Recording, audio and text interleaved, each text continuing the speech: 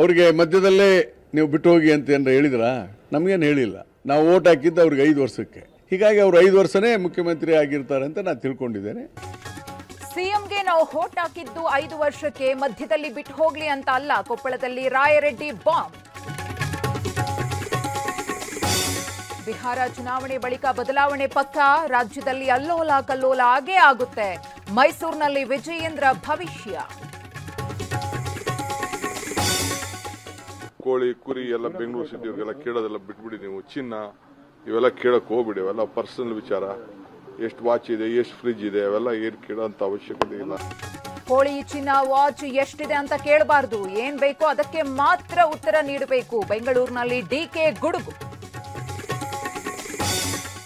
ಜಾತಿ ಗಣತಿಯಿಂದ ರಾಜ್ಯದಲ್ಲಿ ಗೊಂದಲ ಆಗ್ತಾ ಇದೆ. ಸರ್ಕಾರಕ್ಕೆ ಆತುರದ ನಿರ್ಧಾರ ಯಾಕೆ ಬೇಕಿತ್ತು? ಬಿವೈ ವಿಜಯೇಂದ್ರ ಆಕ್ರೋಶ. ರಾಜ್ಯದಲ್ಲಿ ಆರೋಗ್ಯ ಇಲಾಖೆ ಅಲರ್ಟ್. ಎಲ್ಲ ಸಿರಪ್ಗಳ ಸ್ಯಾಂಪಲ್ಸ್ ಸಂಗ್ರಹ, ತಪಾಸಣೆಗೆ ಮುಂದಾದ ಅಧಿಕಾರಿಗಳು.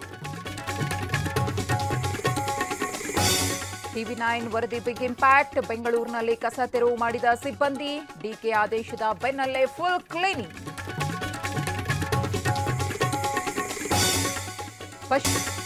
ಮೈಸೂರಿನಲ್ಲಿ ದಸರಾ ಆನೆಗಳಿಗೆ ಬೀಳ್ಕೊಡುಗೆ. ಅಭಿಮನ್ಯು ಪಡೆಗೆ ವಿಶೇಷ ಗೌರವ. ಸಂಭ್ರಮದಿಂದ ತೆರಳಿದ ಕಾವಾಡಿಗರು. ಅರಮನೆ ಮೈದಾನದಲ್ಲಿ ಟಿವಿ9 ಎಕ್ಸ್ಪೋ ಕಾರ್ಯಕ್ರಮಕ್ಕೆ ಇಂದೇ ಕೊನೆ ದಿನ. ಗಮನ ಸೆಳೆದ ಫರ್ನಿಚರ್ಗಳು, ಕಾರ್ಗಳು.